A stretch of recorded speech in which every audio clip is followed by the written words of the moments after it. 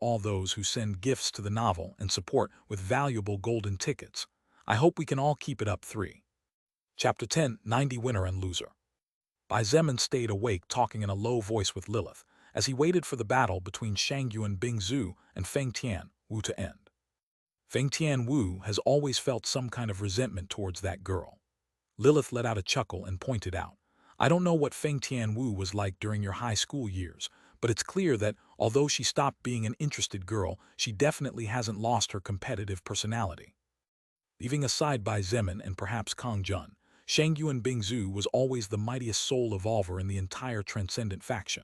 Although her time as the most powerful was recently interrupted because of her long stagnation at the peak of the Second Order, her dominance on the battlefield was still evident, and Bai Zemin's confidence in her was so high that he did not hesitate to take her into the toughest of fights. Before, Feng Tian Wu's talent had not fully blossomed, so her inferiority in terms of power was obvious to anyone, even to herself, as hard as it was for her to admit. However, after Feng Tian Wu entered the Third Order and acquired the unique class that had set her on the right path, her power had skyrocketed enormously. The current Feng Tian Wu had a skill that even Bai Zemin probably wouldn't be able to escape from, were it not for the fact that he had armor that allowed him to use powerful ice magic thanks to Shangyuan Bingzu. Although he needed her to help him aggravate more mana since it had been spent earlier during the battle against the 9-headed immortal dragon. I just hope the two of them know when to stop. Bai Zemin smiled bitterly and shook his head. It's okay. This is like when you men need to engage in fistfights to release a bit of frustration. The next day you guys could greet each other as if nothing happened, right? Lilith looked unconcerned as she sipped a cup of red tea. Oh, this tea is quite good, though not as good as the one that charming woman Sun Ling can brew. Bai Zemin simply nodded, but his concern was evident. He had spent about 15 minutes in the outside world, which meant that in the collector's pocket world the battle between the two women might not even have begun, even depending on what battlefield they were looking for. I hope they don't destroy my house, Bai Zemin muttered as he looked towards one of the large beds in the nearest bedroom. The door to the bedroom was open, and from his position he could faintly see the silhouettes of 3 people under the sheets, 2 large and 1 smaller and growing. These 3 were Nangong Lingxin, Kang Lan, and Bai Shilin. The 3 beauties, 2 adults and 1 barely born, had been too tired with all that had happened during the day in the war against the dragon race, so when their bodies had a chance to touch the comfort of a bed, they immediately surrendered to the world of dreams. Who do you think will win? Fire Sorrow asked suddenly. She had been very silent since what had happened with Lucifer, and barely said a word as she felt incredibly uncomfortable in her heart. No matter how one put it, the truth was that the odds of the Transcendent faction and the demonic army clashing fiercely in a bloody war were not particularly low. How could Fire Sorrow feel comfortable chatting with Bai Zemin while she was part of the faction that could potentially be their enemy? In fact, she believed in her heart that he was the same in this respect, only that he wouldn't let it show on the surface. Fire Sorrow left Bai Zemin behind to report the situation to Lucifer when the 5th Order Phoenix incident occurred, because at that instant she knew that things were about to get out of control. But something Fire Sorrow never dreamed even in her wildest nightmares was that in such a short time it would become incredibly difficult to smile and talk to this young man as they had in the past. Not having the time nor the heart to care too much about what Fire Sorrow was thinking or feeling, Bai Zemin frowned even harder at his already furrowed brow, and after a brief silence he said slowly, "Hard to say.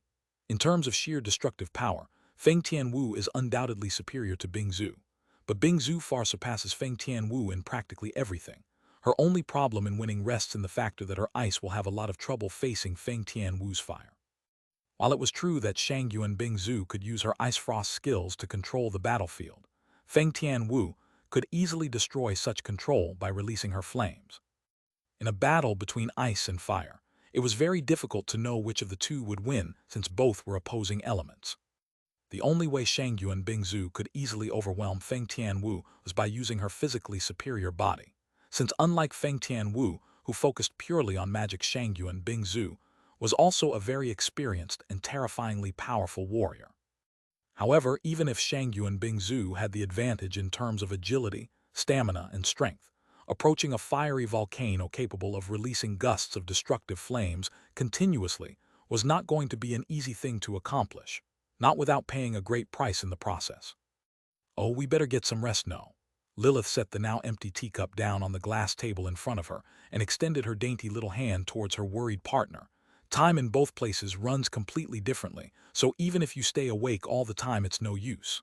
Let the girls sort out their problems. There's nothing you can do here, right?" Bai Zemin thought about it for a moment and finally couldn't help but sigh. He took Lilith's hand, making her smile shine even brighter. "Don't worry, big brother Zemin. I'm sure they're both sensible enough to know when to stop without letting things get out of hand." "I hope so." Bai Zemin went with Lilith to a different bedroom, and as if her aunt's senses alerted her, Bai Shilin immediately got out of bed and went to them to join them with a beautiful sleepy smile, falling asleep again in less than a second. Fire Sorrow silently watched the family of three disappear with extremely complex emotions shining in her beautiful purple eyes. Suddenly, she blinked and muttered quietly, "Big brother." As if thinking of something, Fire Sorrow blushed as she muttered something to herself. Bai Zemin slept for 4 hours in the outside world, and when he opened his eyes, he felt quite better, even though he knew in his heart that he would have no problems or complaints if he was allowed to sleep for another 4 hours more. The battle against the 9-headed immortal dragon had been really hard, way harder than Bai Zemin expected. Although he had regeneration to recover his stamina easily in exchange for a practically ignorable amount of mana, that ignorable amount became particularly high when the battle went on for a long time.